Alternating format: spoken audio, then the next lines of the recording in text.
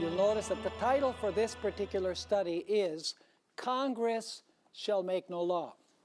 Before we get into our study, we do want to have a word of prayer. And then after the word of prayer, I'm going to do a review of the prophetic chain that we've studied so far. So let's bow our heads for prayer. Father in heaven, we thank you so much for revealing to us the end from the beginning. We are so thankful that we don't live in a time of uncertainty where we don't know where things are leading. You have said in your word how history would develop and how history will end. And we know that it will be a glorious end for those who love you.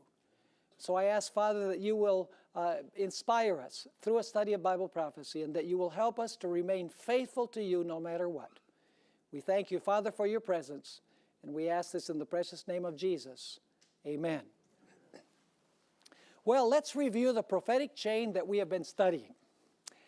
The prophetic chain begins with which kingdom? Babylon. Very well. Then you have a second kingdom, which is Medo-Persia. Then you have a third kingdom, Greece. Then you have a fourth kingdom, the Roman Empire. And then what happens with the Roman Empire? The Roman Empire is divided. In other words, this fourth beast sprouts 10 horns. The empire is divided. Then among the 10 horns rises what? The little horn. Is that also a Rome? Yes. Which Rome? It is papal Rome. And it rules from 538 till 1798. What happens in 1798 with the little horn or the beast? It receives a deadly wound and it is sent into captivity because it can no longer use the civil powers of the world. Now, when this first beast falls in 1798, immediately after rises another beast. Remember that? From the earth. And we identified that beast as which nation? The United States of America. And we identified the two horns like a lamb as the two kingdoms that are recognized in this one nation. And what are those two kingdoms that are recognized in this country, the United States of America? The kingdom of the church and the kingdom of the state. The church has its sword, the Word of God, and the state has its sword with which it can punish violations of civil law. Now, as I mentioned at the close of our last study together, we are going to now look at the origins of the United States of America. And we're going to see if the founding fathers had this idea of the United States being different than the history that we find in Europe during the 1260 years. We're going to try and see if the two horns like a lamb represent separation of church and state, civil and religious liberty, like we studied in our last lecture from the Bible. But I want you to notice once again that we are following a chain of events. Can you follow the trajectory of Bible prophecy? Is it actually quite simple? Sure. You can go from Babylon, Medo-Persia, Greece, the Roman Empire. The Roman Empire is divided into 10 kingdoms. Then the papacy rules for 1260 years till 1798. And around 1798, another nation rises who upholds these two principles, which are civil and religious liberty, which depends on the idea of the separation of church and state. Are you with me? And then we're going to find that after a period of time, this very nation is going to restore freedom and is going to help the wound of the first beast to heal. Now, we haven't come to that point yet, but that's the last link in the chain before the greatest event of all, which is the second coming of Jesus in power and glory. Now, let's go to our material. There is a syllabus for this particular series, and those who are watching the live streaming and those who will see this on YouTube and those who will get the DVDs, you want to get the syllabus as well because you'll be able to follow along all of the quotations and so on in the syllabus. The Constitutional Fathers knew four things. When I talk about the Constitutional Fathers, I'm talking about the founders of the United States. People like George Washington, Thomas Jefferson, James Madison, John Adams, Benjamin Franklin, etc. They knew four things we know from their writings. Number one, they knew that the apostate Jewish church had influenced the Roman state to kill Christ.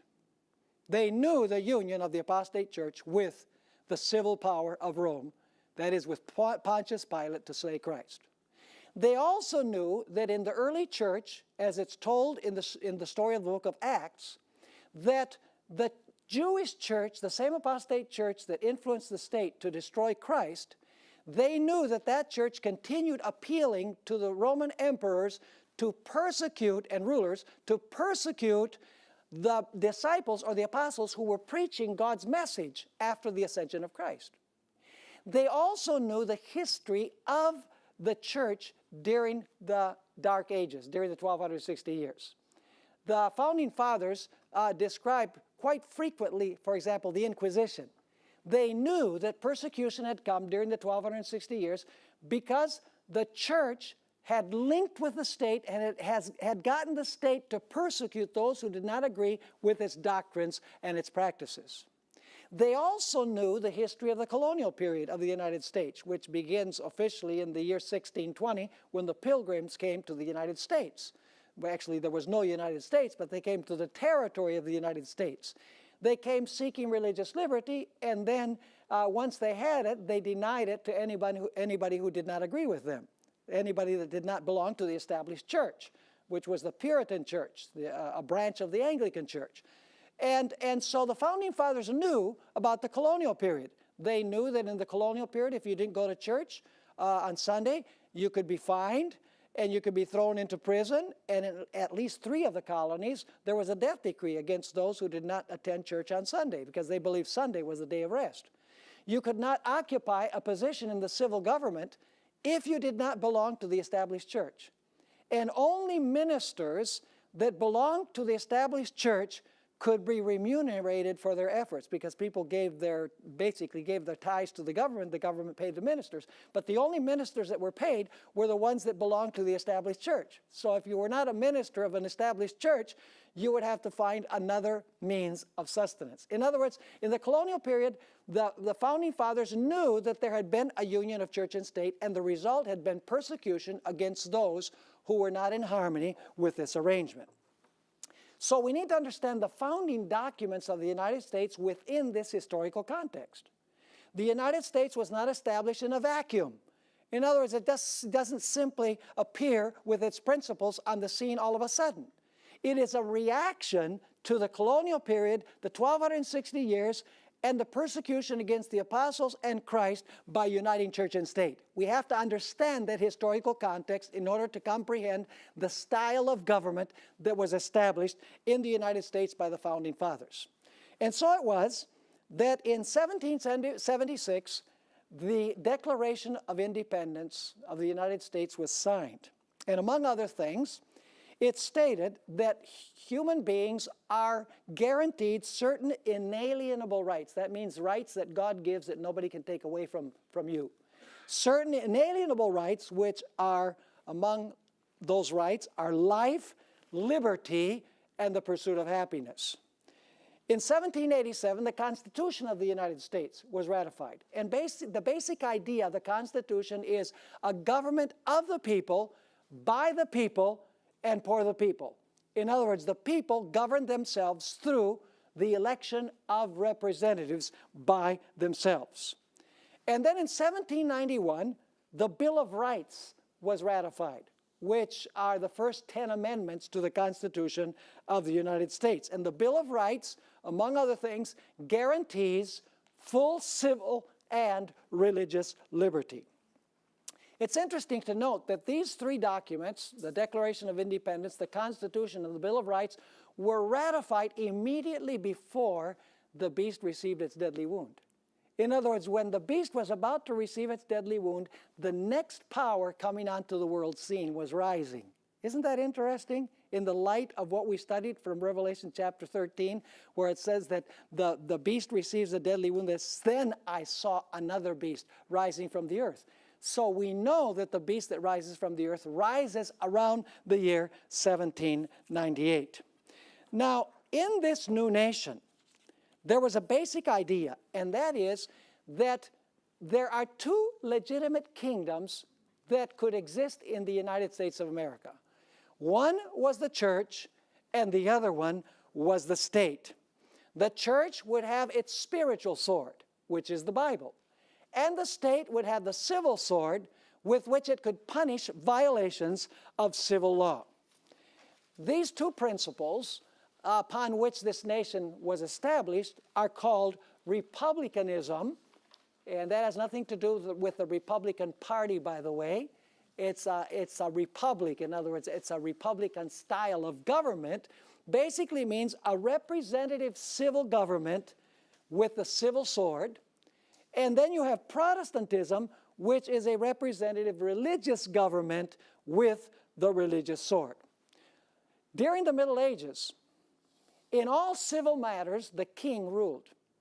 If the king said, jump, you could only say, how high? Because all of the power flowed from the king downward.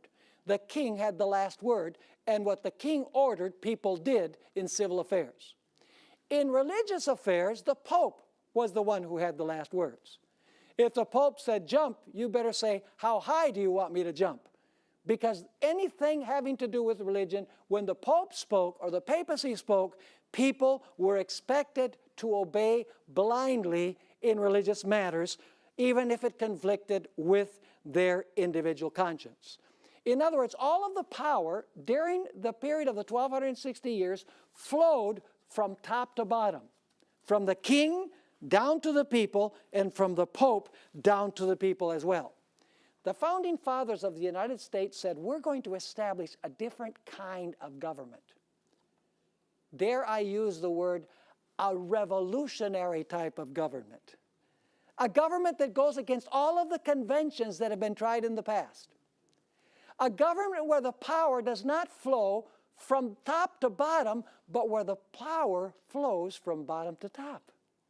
Where instead of a king telling people what to do in civil matters, and a pope telling people what to do in religious matters, the people can decide by electing representatives what they are going to believe, what they are going to practice, so that they can govern themselves. Are you understanding the difference?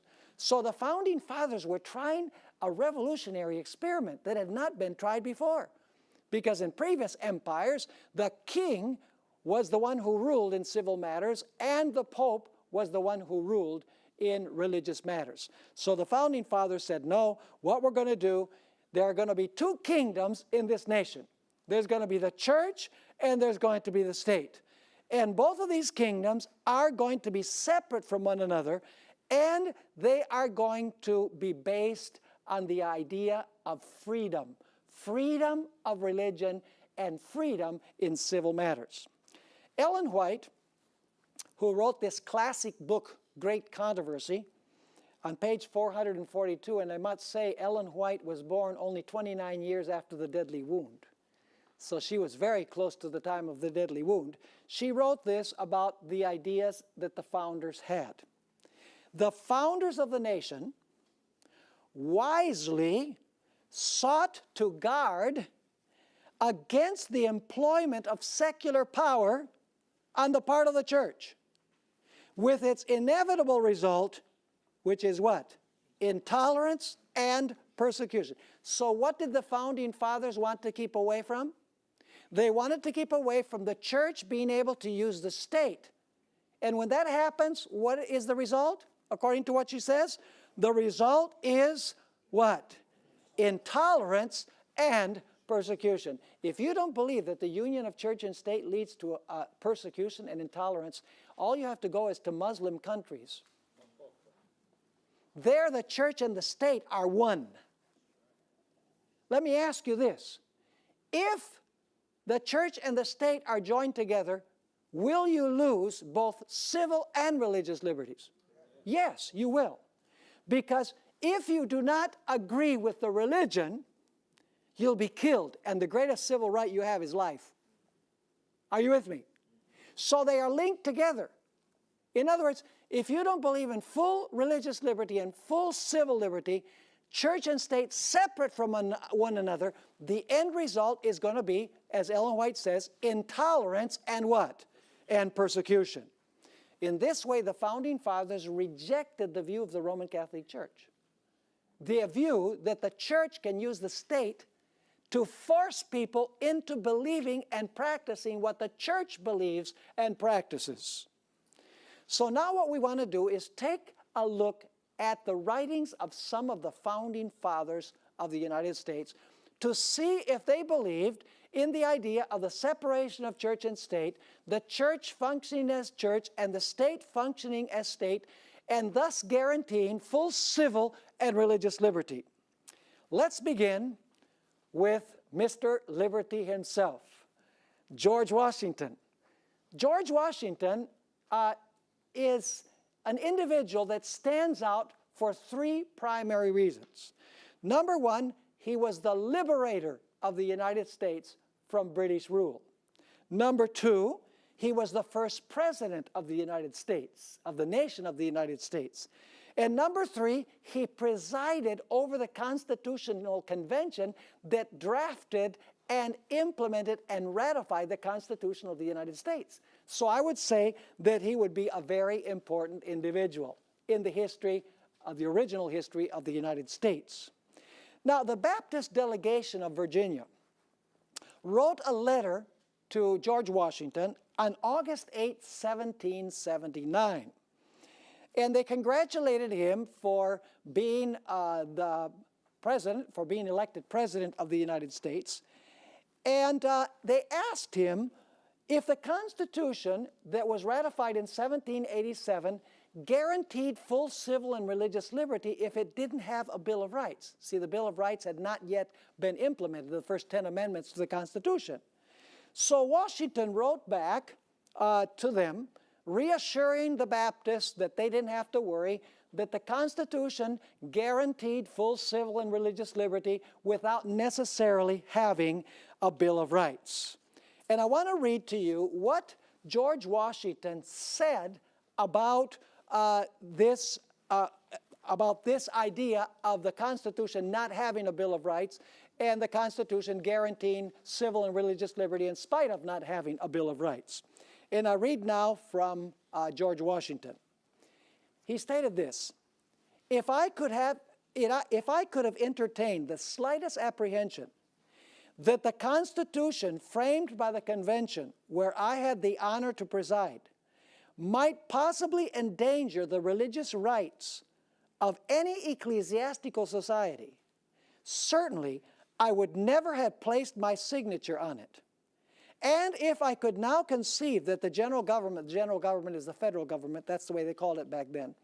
So, and if I could now conceive that the general government might ever be so administered as to render the liberty of conscience insecure, I beg you will be persuaded that no one would be more zealous than myself to establish effectual barriers against the horrors of spiritual tyranny and every species of religious persecution.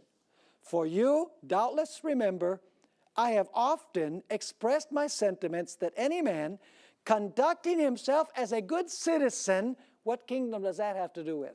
Civil. The civil power. Conducting himself as a good citizen and being accountable to God alone for his religious opinion, what kingdom does that have to do with? The religious kingdom or the church kingdom. Ought to be what? Protected in worshiping the deity according to the dictates of his own conscience. Did George Washington believe that there were two kingdoms? He most certainly did. Did he believe that you could be a good citizen and also you should be protected in your religious liberty? Absolutely. Now let's notice what Benjamin Franklin had to say. And I'm just choosing a sprinkling of the writings of the founding fathers of the United States. There are many more that I could read. In fact, I have a syllabus that is available from Secrets Unsealed where I have about 15 pages of quotations from the founding fathers. I've only chosen a few of them. Benjamin Franklin had a sense of humor. He wrote this: when religion is good, I conceive that it will support itself. And when it does not support itself, and God does not take care to support it, so that its professors are obliged to call for the help of the civil powers, 'tis a sign, I apprehend, of it being a bad one. Are you understanding what he's saying? He's saying that the church should not appeal to the power of the what? Of the state. Is this separation of church and state? Did Benjamin Franklin believe in the separation of church and state? Now you say, were the founding fathers inimical to religion? Were they enemies of religion? No. They said the only thing that the federal government can do is protect everyone's right to practice their religion without state interference. That's the only thing that the federal government can do with regards to religion, is protect everyone's right to practice their religion freely without the intervention of the civil power. Now let's notice what Thomas Jefferson had to say. I've been to the Jefferson Memorial many times in Washington, D.C. It's one of my favorite places to visit. It's this great big mausoleum type structure with white marble. And some of the famous sayings of Thomas Jefferson are written on the walls in the white marble. And one day I sat down and I wrote with my own hand one of those quotations. So the quotation I'm going to read now, I did not get out of a book. I sat down and I wrote it myself there at the Jefferson Memorial. I want you to notice what he said about religion and the civil power. Almighty God hath created the mind free. All attempts to influence it by temporal punishment or burdens are a departure from the plan of the holy author of our religion. Does he already believe in the separation of church and state there? Yes. He says yes. You can't, the secular power cannot, by punishment or burdens, get people to follow a certain belief. That's a departure of God's plan, is what he's saying. He continues writing, no man shall be compelled to frequent or support any religious worship or ministry, or shall otherwise suffer on account of his religious opinions or belief. But all men shall be free to profess and by argument to maintain their opinions in matter of religion. I know but one code of morality for men, whether acting singly or collectively. Did Thomas Jefferson believe that the civil power had no right to impose burdens or punishments on people because of their religious convictions? Yes. So did he believe in the separation of church and state? He most certainly did. Jefferson also wrote the following, and this is almost a humorous statement that he made. The legitimate powers of government extend to such acts only as are injurious to others. Does the state have the right to punish someone who steals from somebody else? Does it have a right to punish someone who kills somebody else? Does it have a right to punish someone who ruins the reputation of somebody else? Does it have a right to punish children who abuse their parents? Yes, those are acts that the civil government can punish. But notice what he says. The legitimate powers of government extend to such acts only as are injurious to others. And then he says this, it does me no injury for my neighbor to say that there are 20 gods or no gods. It neither picks my pocket nor breaks my leg. Are you understanding what he's saying? Now, he also wrote in 1782, it is error alone which needs the support of government. Truth can stand by itself. Did he believe in the separation of truth, religious truth, and government? He most certainly did. He also understood the dangers of the clergy getting involved in the political system. Notice these next two statements that we find here. He says, the clergy, by getting themselves established by law, see they're involved in the political system, and engrafted into the machine of government, have been a very formidable engine against the civil and religious rights of man. Did Thomas Jefferson understand the dangers of uniting church and state? You better believe he did. He says, you can see it, that when a priesthood gets involved, engrafted into the government, the result is a loss of civil and religious liberties. He also said this, and this is very interesting. History, I believe, furnishes no example of a priest-ridden people maintaining a free civil government. Isn't that a powerful statement? One more statement. This was in 1814.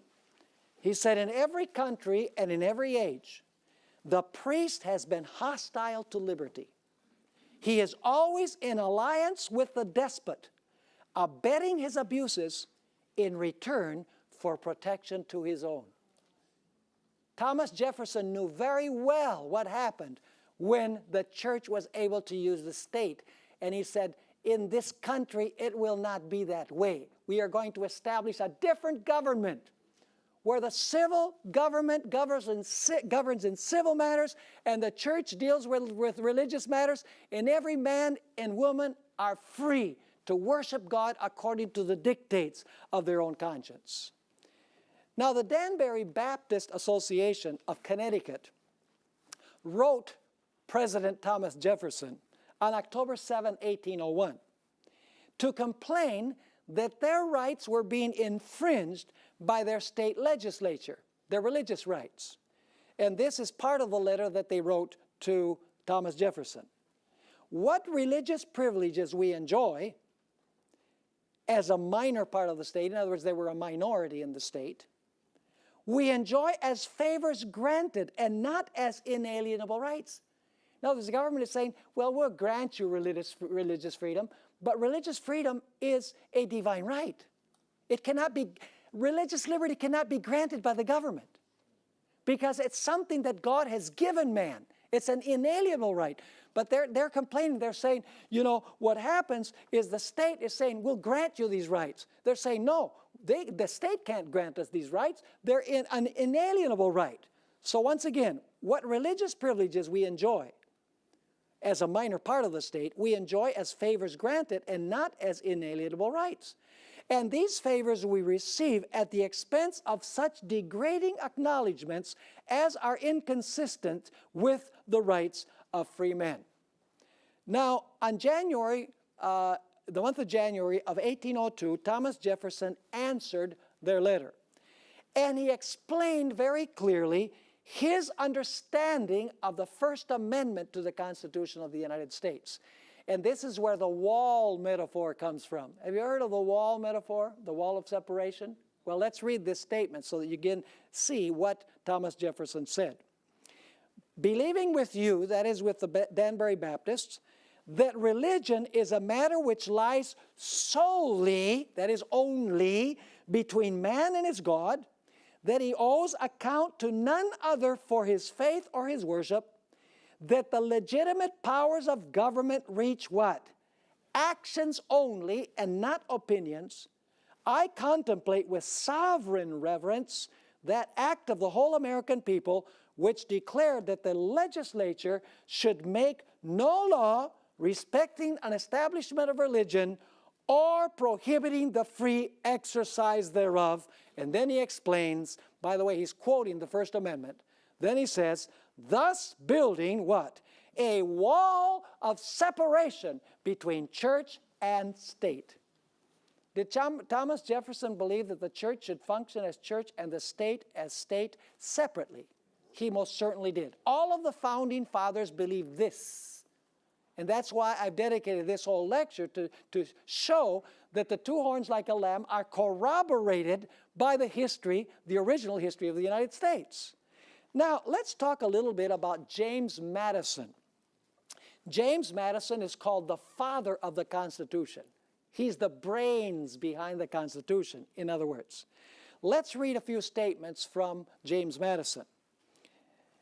He wrote this: there is not a shadow of right in the general government, remember it's the federal government, the general government to intermeddle with religion.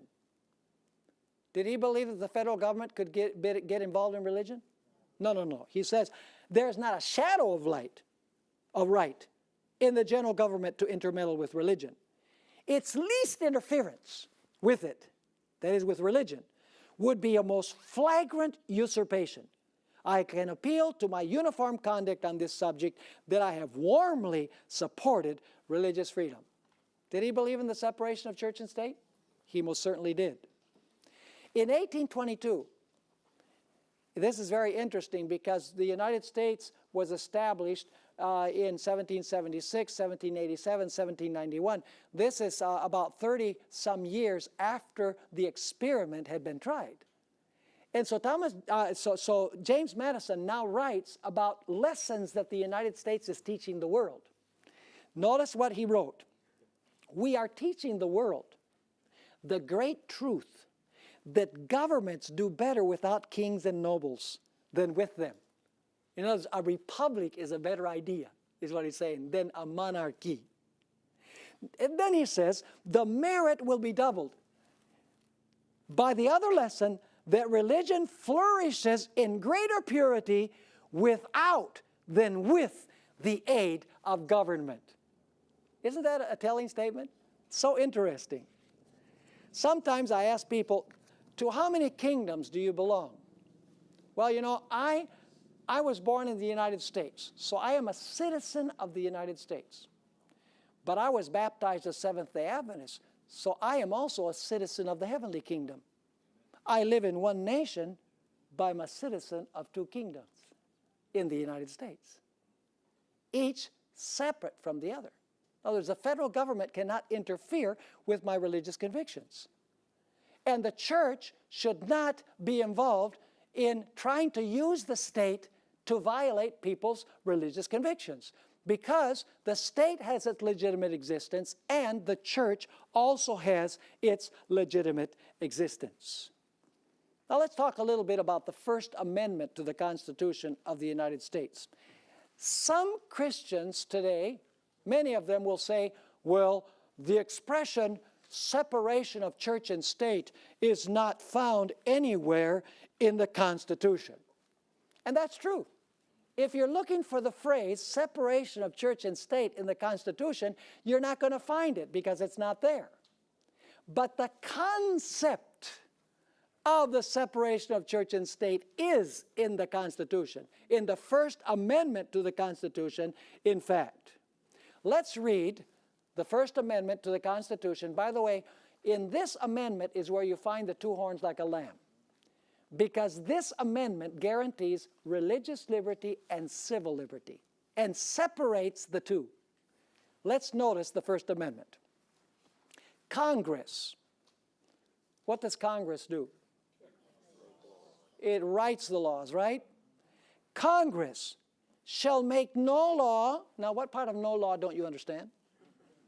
Congress shall make no law respecting an establishment of religion.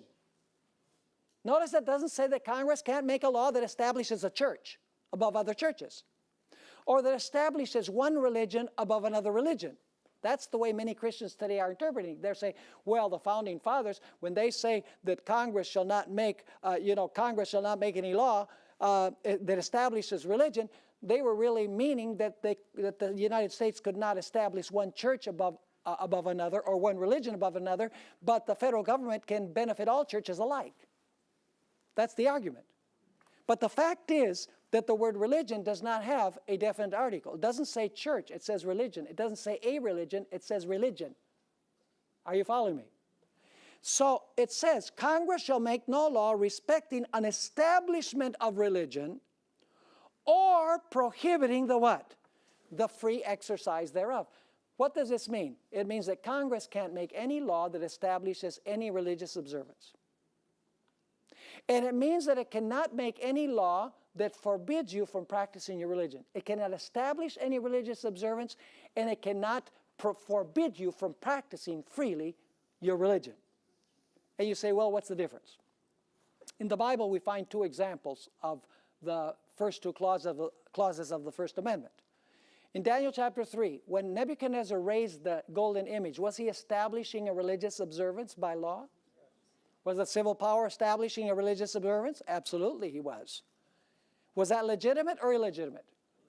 It was illegitimate. The civil power cannot enforce religion, cannot establish religion.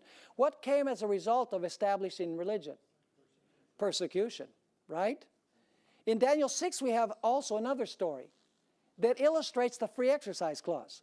You see, in Daniel chapter 6, the issue is not that the king Darius is establishing a religious observance. He's forbidding people from praying. He's forbidding the free exercise of religion.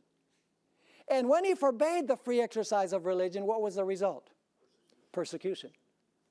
So Daniel 3 and Daniel 6 illustrate the first two clauses to the First Amendment. When the government establishes a religious observance, persecution. When the government or Congress, the government through Congress, forbids the free exercise of religion, the result is what? Persecution. The Founding Fathers knew this. And therefore, the Founding Fathers put in this First Amendment that Congress could not make any law establishing any religious observance. And it could not forbid people's right to exercise their religion freely without the interference of government. Now, the third clause of the First Amendment guarantees civil rights. So here you have the two horns like a lamb. Religious liberty and what? Civil liberty. Notice what the last part of the First Amendment says. Or abridging the freedom of speech. Is that a civil right? Freedom of speech, is that a civil right? Yes. Or of the press. Is that a civil right? Yes, it is. Or the right of the people to peaceably assemble. Is that a civil right? Yes. And to petition the government for a redress of grievances. Can you ask the government to do you justice? Yes, you can. The last clause of the First Amendment deals with civil rights. The first two clauses deal with what? With religious rights. In other words, the First Amendment to the Constitution clearly establishes a distinction between religion and the civil power. Are you understanding what I'm saying? Now, let's talk a little bit about the Supreme Court of the United States. The Seventh-day Adventist Church believes, and in our next two lectures we're going to discuss this more fully, and we're going to prove it from the Bible. The Seventh-day Adventist Church believes that the United States will ultimately, Congress will ultimately write a law mandating the observance of Sunday as the day of rest. And eventually, we will reach the point where Congress will write a law that will forbid the observance of the Sabbath as the day of rest. And some people say, oh, that could never happen in these United States of America. Because the First Amendment says, Congress shall not make any law that establishes religion, nor any law that forbids a free exercise. So, if Congress wrote a law that everybody has to keep Sunday, would that be a violation of the First Amendment? Would that be establishing religion? Even a kindergartner could understand that. If the government should forbid, if the Congress should make a law forbidding you to keep the Sabbath, would that be a violation of the second clause, free exercise, to keep the day that you want? Of course it would. Any person, any rational person would understand that. And so you say, how is it possible that the United States, through its Congress, would write a law establishing religion and forbidding the free exercise thereof when it has guaranteed civil and religious liberty? Well, let me ask you, how is it possible that a beast that has two horns like a lamb talks like a dragon? It's a contradictory nation. In other words, it's going to contradict its profession. In action, it is going to do totally opposite of what it professes in its founding principles. Now you say, how is that possible that the United States would ever write a law that would violate the First Amendment to the Constitution? Well, in order to understand how this might happen, we must take a look at the style of government of the United States. The United States, like many other nations, has three branches. The first branch, of course, is the legislative branch. The legislative branch writes and passes laws. Then you have the executive branch. The executive branch, the president and all of the individuals that work with him are the ones that are required to enforce the laws that are written by Congress. And then you have the judicial branch, primarily the Supreme Court, that interprets the laws to determine whether those laws are constitutional or not. In other words, the purpose of the judicial branch, the Supreme Court, is to decide if a law that's been written by Congress is constitutional or not. Now, if I were to ask you which is the most powerful branch of government in the United States, what would you answer? Well, many people say, well, it would be the Congress because they write the laws. Others would say, well, you know, it'd be the president because the president is required to enforce the laws. But really the most powerful branch of government is the judicial branch, primarily the Supreme Court. Now, do you know how the Supreme Court of the United States is composed today? You know, the Supreme Court has 9 justices. We only have 8 because Antonin Scalia died, and they haven't elected. You know, there's this big fight. And by the way, this is the most important part of the next election, I believe, is whoever wins will appoint probably 3 Supreme Court justices because Ginsburg and Breyer and Kennedy are up in years. And so the next president probably, if the president is there for 2 terms, is probably going to elect 3 Supreme Court justices, which will totally transform the court. So anyway, I'm not making a political speech or anything. I'm just saying that it's extremely important how the Supreme Court is composed. The United States is called a Protestant nation, but there's not one Protestant on the Supreme Court. There are 5 Roman Catholics and 3 Jews on the Supreme Court. And Antonin Scalia was a Roman Catholic, so when he was alive, there were 5 Roman Catholics and 3 Jews in a country that says that it is Protestant. Not one Protestant on the Supreme Court. Now you say, how do you know that the Supreme Court is the most powerful branch of government? Let me give you a couple of examples. Do you remember the election in the year 2000 in Florida? The hanging chads? Remember they were looking at the cards in the light to see which Chad they had punched, to see if they voted for Al Gore or for George Bush. Remember that? You know, for several weeks we didn't know who had won the election. It would go from one lawyer to another. It would go from one court of law to another court of law, then to a higher court of law. Finally, the case went to the Supreme Court. And the Supreme Court said George Bush won the election in Florida. So basically, the Supreme Court elected the President of the United States of America. Let me give you another example. June 26. That's the anniversary tomorrow. It's my birthday, June 26. On June 26 of last year, the Supreme Court stated that gay marriage is something that is going to be legal all across the United States of America. Who can contest that? Who can question that decision of the Supreme Court? What court can you appeal it to? You can't appeal it to any court.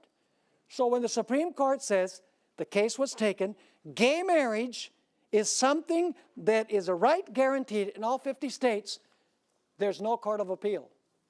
That is what is going to happen. So let me ask you this. If the Supreme Court is willing to redefine marriage, contrary to the Bible definition, you don't think that the Supreme Court would be willing to redefine the day of worship? Of course it would. It will be in a time of national emergency. It'll be a time of great difficulty. And you know, there are trying times that are going to come to this country, folks. People don't have the foggiest idea what is going to happen. There's going to be an economic meltdown. There's going to be more terrorist attacks.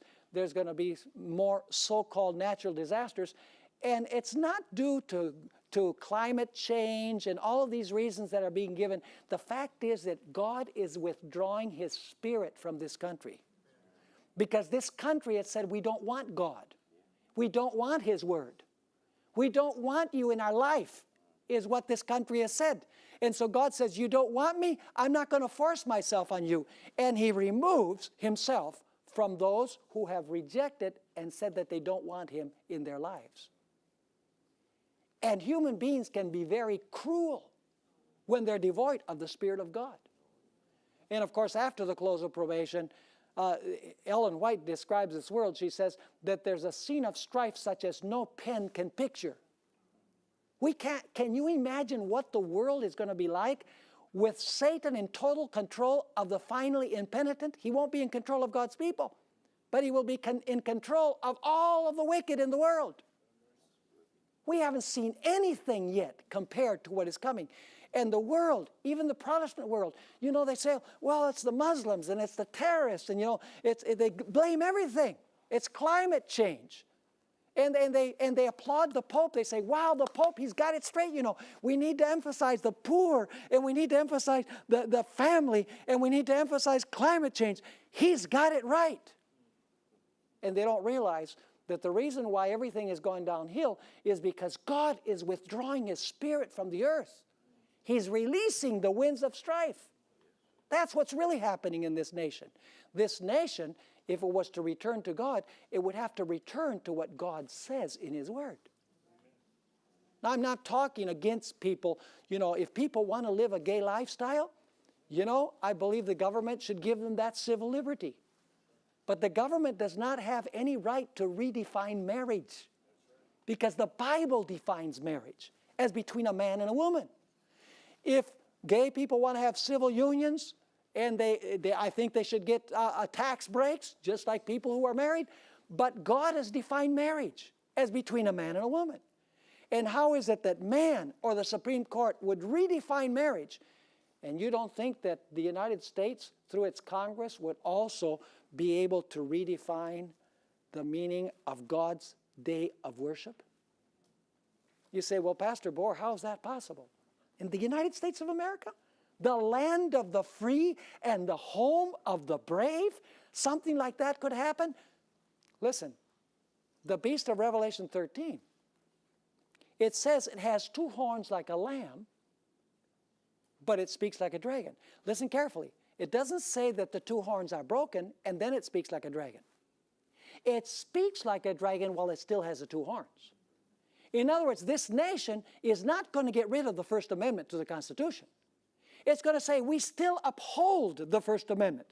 But what is going to happen is that unconstitutional laws will be declared constitutional. Are you with me? And that's why we need to defend the Constitution of the United States as it was given originally. The Founding Fathers believed in the separation of church and state. They believed that the civil power could not make any law having to do with religion, either enforcing any religious observance or forbidding the right of people to practice their religion. Am I making myself clear? Now let me talk to you here about John Adams and the Treaty of Tripoli. You say, what is that? The Treaty of Tripoli? What in the world could that mean? Well, on June 10, 1797, 1 year before the deadly wound, actually less than a year before the deadly wound, John Adams signed into law what is known as the Treaty of Tripoli. And I'm going to read only the one line that we find in this treaty, which is significant to our discussion. The government of the United States is not in any sense founded upon the Christian religion. The government of the United States is not what? In any sense founded upon the Christian religion. This Treaty of Tripoli has really bothered a lot of evangelicals and conservative Protestants in the United States, because they want to say that the foundation of the United States is a Judeo-Christian foundation. But the fact is, the Founding Fathers knew that if the United States was founded on the Christian religion, that would be unconstitutional, because it would be establishing religion. Would it not? It would be establishing religion to say that the United States is established upon the Christian religion. They knew that. Incidentally, this treaty in May of 1797, right before John Adams signed it into law, it was read before the Senate. A written copy was given to every senator. It was approved unanimously by the Senate without one dissenting vote. It was published in the great newspapers of Philadelphia and New York. Those were the big cities back then. There was not a whimper of protest from anyone, no letter from anyone protesting. What do you mean the United States is not founded on the Christian religion? The fact is that the United States was a nation composed by a majority of Christians. But it is not a Christian nation. It's not founded on Christianity, because if it was founded on Christianity, that would be unconstitutional, because the government cannot establish any religion. Are you with me or not? So the Founding Fathers knew what they were doing. Ellen White, who was born only 29 years after the deadly wound, wrote in 1888 about the secret of the power and prosperity of the United States of America. Listen to what she wrote. Among the Christian exiles who first fled to America and sought an asylum, why did they come here? An asylum from what? From royal oppression. That has to do with the king, right? They were fleeing the style of government that had kings. And priestly intolerance. Was there also intolerance on the part of the church? Absolutely, because the church had a pope, see? So they were fleeing from the idea of having a king in civil matters and a pope in religious matters. She says, were many who determined to establish a government upon the broad foundation of what? Civil and religious liberty. Their views found place in the Declaration of Independence, which sets forth the great truth that all men are created equal and endowed with the inalienable right to life, liberty, and the pursuit of happiness. And the Constitution guarantees to the people the right of self-government, providing that representatives elected by the popular vote shall enact laws and administer the laws. Freedom of religious faith, First Amendment, right? Freedom of religious faith was also granted, and every man being permitted to worship God according to the dictates of his conscience. Republicanism, which is basically a state without a king, and Protestantism, a church without a pope, became the fundamental principles of the nation. And now notice this ominous statement. These principles are the secret of its power and prosperity. Have you ever read those statements where Ellen White says that when the Sunday law is proposed, that will lead to national apostasy, and national apostasy will lead to national ruin? That's what she's describing. It's not when people say the United States is so great because it had greater armies, bigger territory, more people, more money. All of those are side issues. The secret of the power and prosperity of the United States are these two principles upon which the nation was founded. If the nation someday should join church and state, if someday the United States should allow the church to control the civil government, to persecute those who do not agree with the general ideas of religion, the United States would be repudiating the two horns like a lamb and would begin speaking like a dragon. And that would bring forth the retribution of God against this country that was established by God's providence. This country was raised in God's providence. Praise the Lord that for 200 years this country has abided by its principles. It's been possible to proclaim present truth to the whole world from this nation because it has abided by its principles. It almost makes me want to cry to think of what's going to happen to this nation according to what Bible prophecy has to say. Now you look at what's happening today, it seems like the state has power over the church. Like State Bill 1146. The state is going to dictate to religious universities. You have to go by the LGBT agenda, or else you're going to lose support. So it appears that the state is interfering more with the church than the church with the state. But prophecy tells us that that is going to change. Eventually, what's going to happen is you're going to have an image of what happened during the Middle Ages. The church is going to control the state, and the church is going to dictate to the state religious laws, and those who do not abide by those religious laws will be persecuted. So let me ask you then, do the founding fathers of the United States agree with what Bible prophecy has to say? Did they believe in two principles? Did they believe in the idea of civil liberty, which, by the way, means that you believe in a civil government? Did they believe in religious liberty, which has to do with the church? Did they believe that both of these things must remain separate in order for there to be full civil and religious liberty? We have examined their writings. Their writings corroborate our interpretation of the prophecy of Revelation chapter 13.